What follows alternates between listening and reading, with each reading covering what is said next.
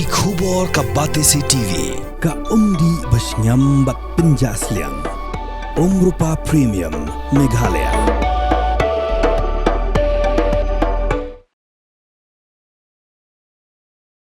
Ka 11 Bullets Football Club ala yo bandrum syaka semi-final haka Limpung Ilakai Football balaktip kum ka Eastern West Football Cup 2025 balapnya daka Nongklau Social Cultural and Sports Association hadin bakalala aban pelim yaka PWD da Argul Lasigol haka jiakun yaka quarter final kabalai kabala long haka arpenyo trek unai wing arjarpsan ha madan nongra Nongklau.